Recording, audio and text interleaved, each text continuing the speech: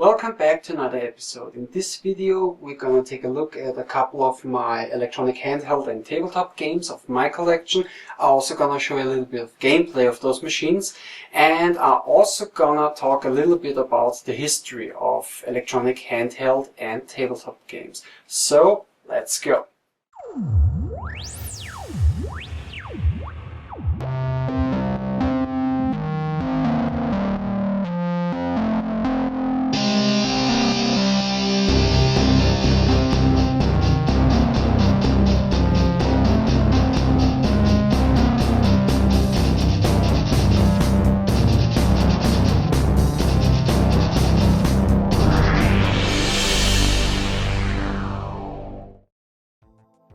Electronic handheld and tabletop games played an important part in the history of video games. Because of them we have today portable handheld video game systems like, for instance, the Sony PlayStation Vita and the Nintendo 3DS or 3DS XL. If you would ask the question where it all started and which was actually the very first one, it depends on what do we talk about. Do we talk about electronic handheld games or do we talk about electronic tabletop games? The very first electronic handheld game was this here, Auto Race from Mattel Electronics. It's an LED game that was released in the year 1976. In terms of electronic tabletop games, it's a little more complicated. Some would say it was the game Tic-Tac-Toe, made by a company called Wacko and released in the year 1972. It was an electromechanical game. But there are also other electronic tabletop games that, or let's say electromechanical tabletop games that were made in the 60s. But those tabletop games were made almost entirely out of metal, and Tic-Tac-Toe was almost entirely made out of plastic. So as you can see, this is the point where it gets very confusing, especially if you go too much into the details. And I can't tell you which was the very first electronic tabletop game that was made almost entirely out of metal. I actually don't know that. But yeah, before 1980, almost all the electronic tabletop games were actually electromechanical games. And electromechanical games were the predecessors of the arcade games. The arcade games started with Nolan Bushnell, with the games Computer Space and Pong in the year 1971. But before the arcade games and also during the heydays of the arcade games, there were electromechanical games.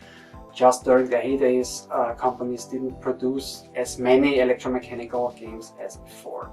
And there were a lot of different kinds of games, also electromechanical games. You had racing games, you had shooters / war games, you had sports games, you had light gun games, you had skill games, and many more. Okay, but let's come back to the electronic handheld and tabletop games. Electronic handheld and tabletop games originated from the electronic calculators, or more specifically from the electronic pocket calculators. Now, I don't go too much into the details, and I don't tell too much of the history because it's actually a pretty long history and also very confusing, and but anyways.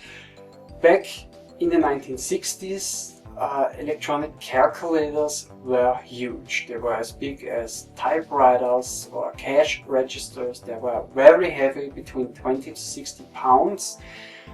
Basically because of all the hardware that was inside of those machines. An electronic calculator at the beginning of the 1960s consisted out of several circuit boards. On those circuit boards you had hundreds of transistors.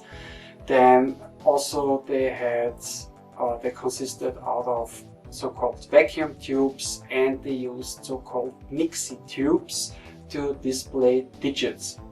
They used a lot of energy, and because of that they all needed a power supply, and they were super expensive. an average price for an electronic calculator from the 1960s, but let's say from the early 1960s, was, let's say, $2,000.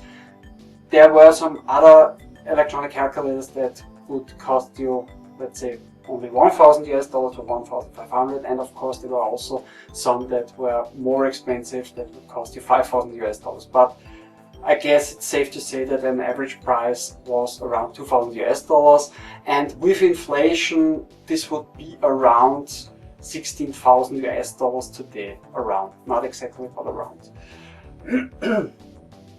And I don't know the exact reason, but for some kind of reason, at the beginning of the 1960s, there was a kind of an arms race between Japan and North America in terms of electronic calculators.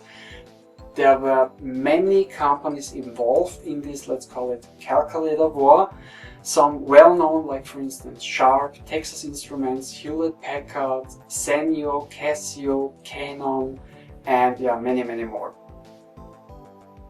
And their goal was to create the smallest electronic calculator possible and add more functions to those electronic calculators, because most of the electronic calculators from the early 60s only could do the 4 basic functions: adding, subtracting, dividing, and multiplying.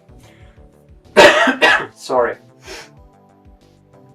And during this calculator war, there were of course a lot of invention and improved technologies.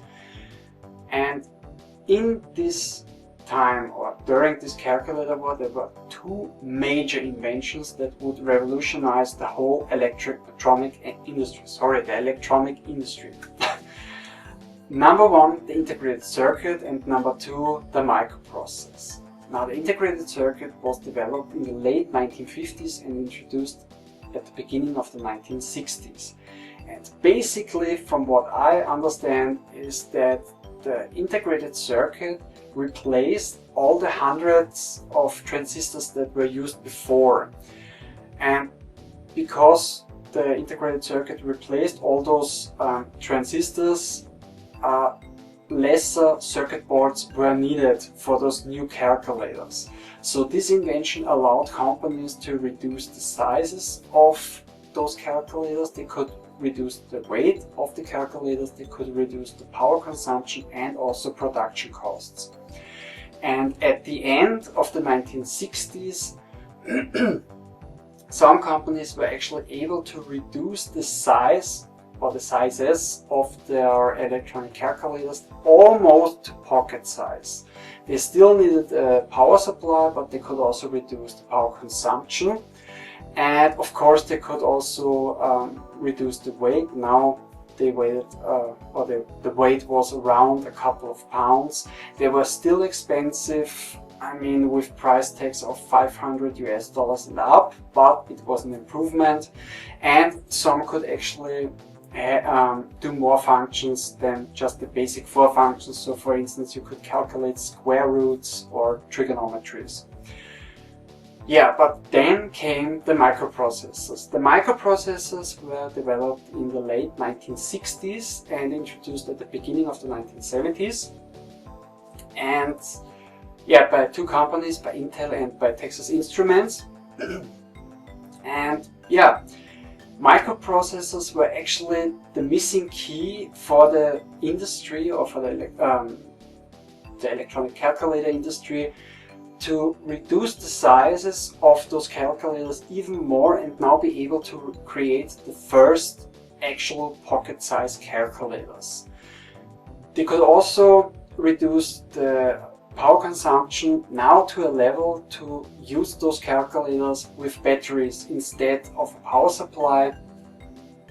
And yeah, also production costs were reduced, and also of course the weight was reduced.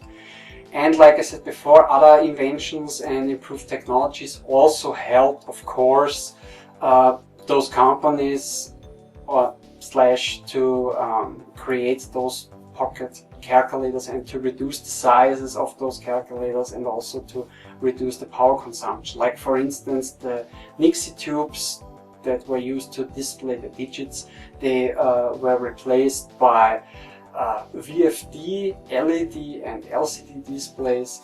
And yeah, in the middle of the 70s, 75,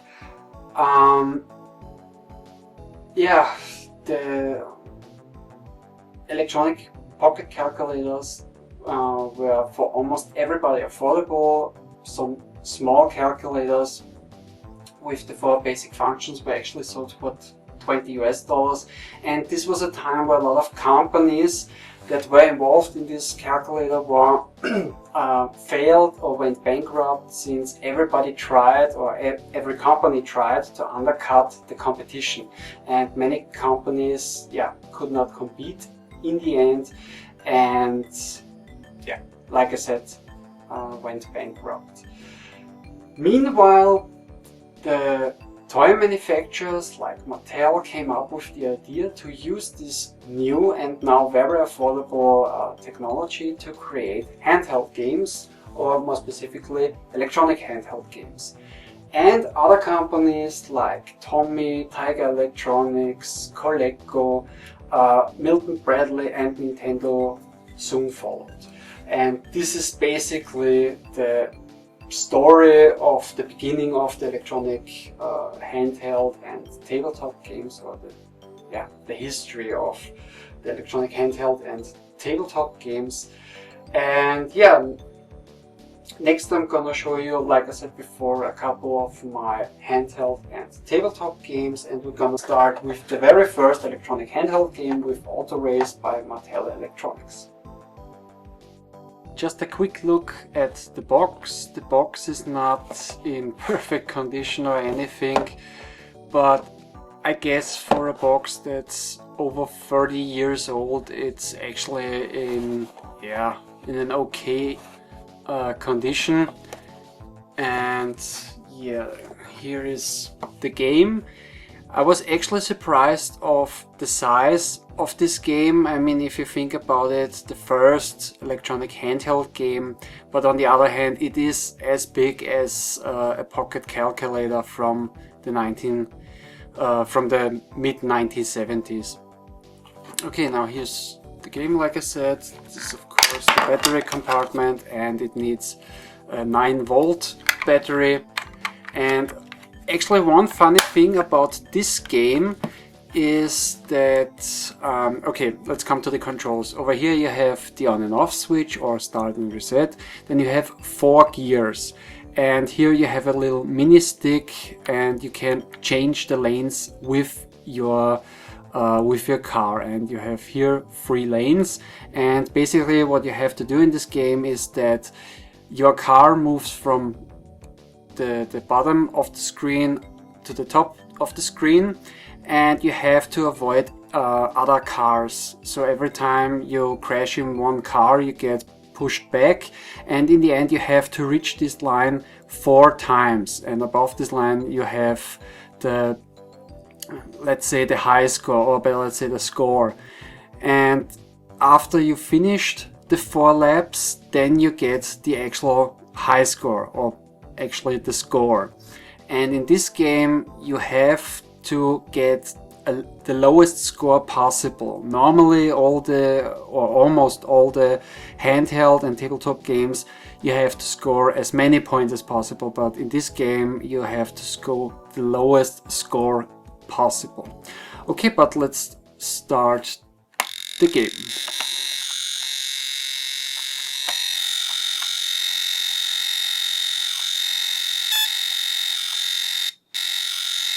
First lap.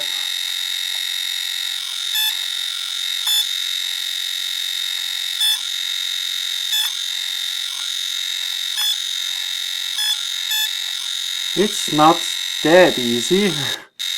Second lap.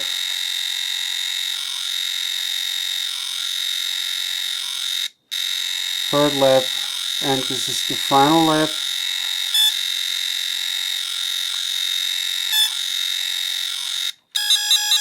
And I've earned 43 points. Now I also have the manual, and according to the manual I am a professional driver.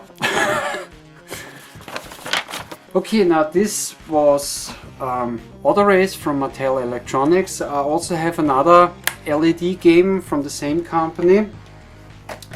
This one right here, this is also the box, Space Alert. This is Battlestar Galactica Space Alert, and this was released in 1978.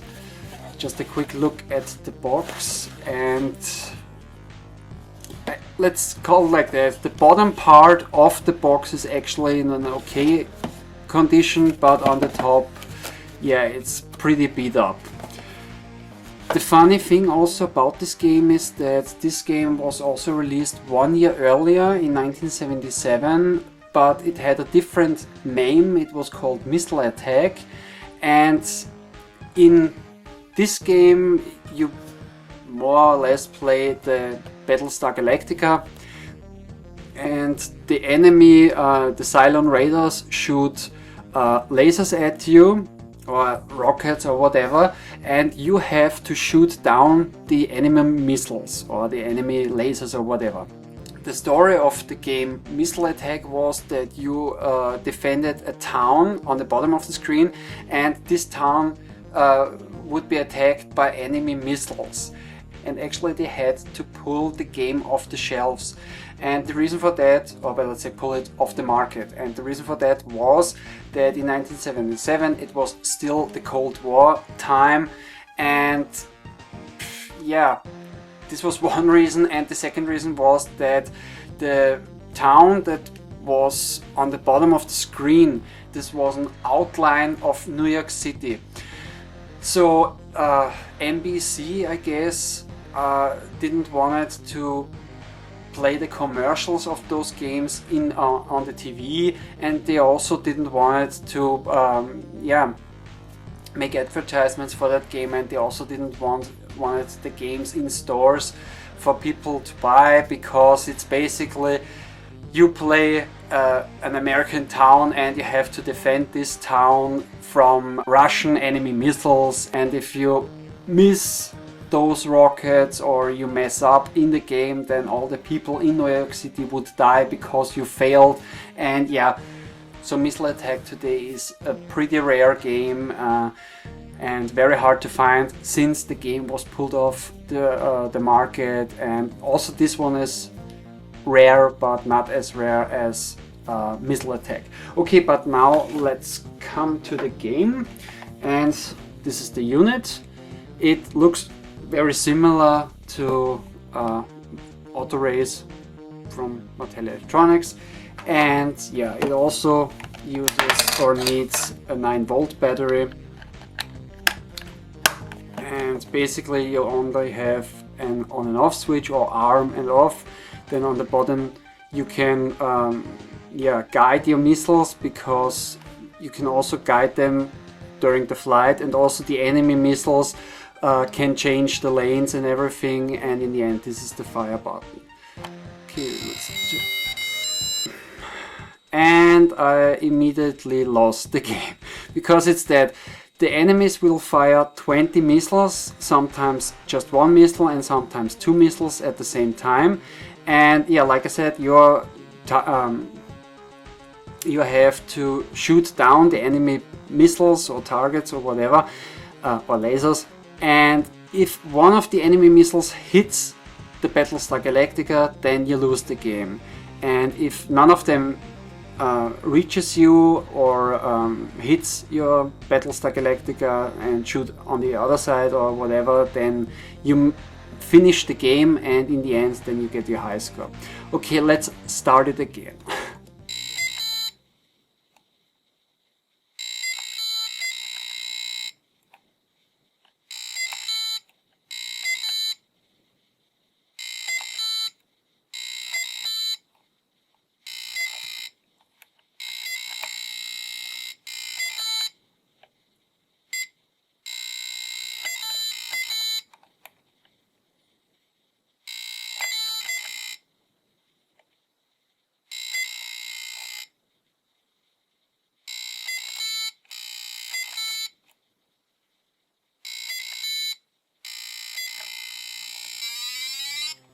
Okay, now we finished the game. I have 38 points, and yeah, on the side you have also here the points.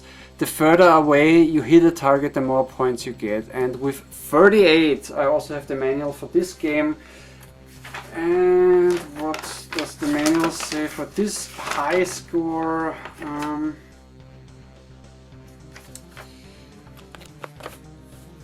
38, right here. That's more like it. Okay, not that bad, I guess. Okay, now to the next game. Next game is this here. This is UFO Attack from Tommy Electronic, or UFO Attack. And this is VFD game. VFD stands for Vacuum Fluorescence Display.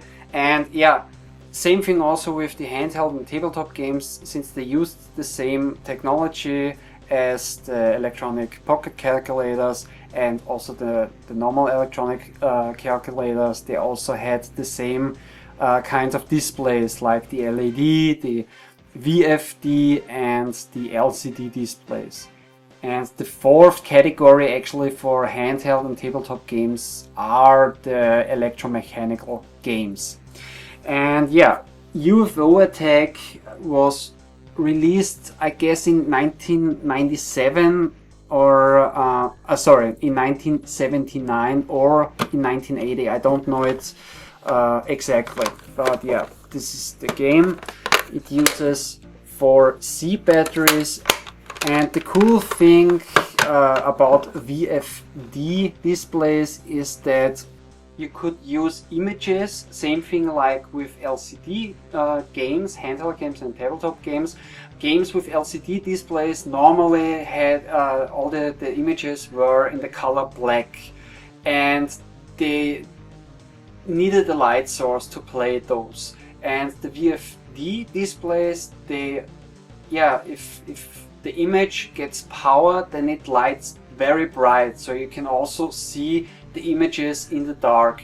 And also those images can have color instead of just black, like with the LCD games or displays.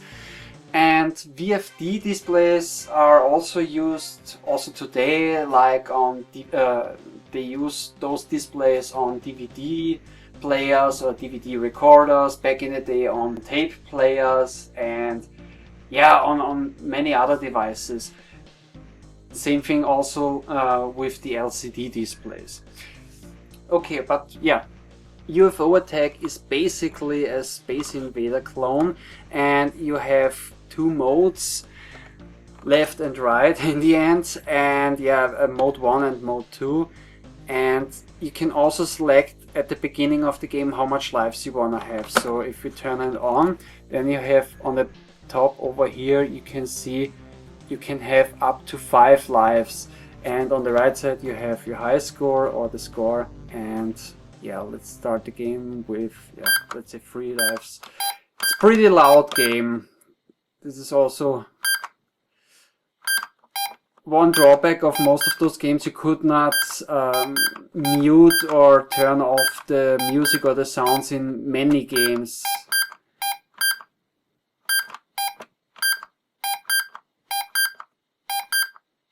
This was something that they included in the later LCD games mostly, that you can also turn off the music or the sound or both.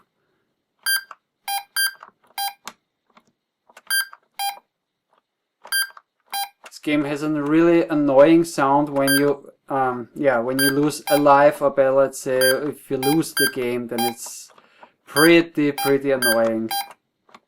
But gameplay wise, yeah, it's Space Invaders, and you just try to get the highest score as possible. So let's mess up 2 times, or better say 3 times, so that you can see, but let's say you can hear this annoying sound. Okay, this was UFO Attack from Tommy Electronic.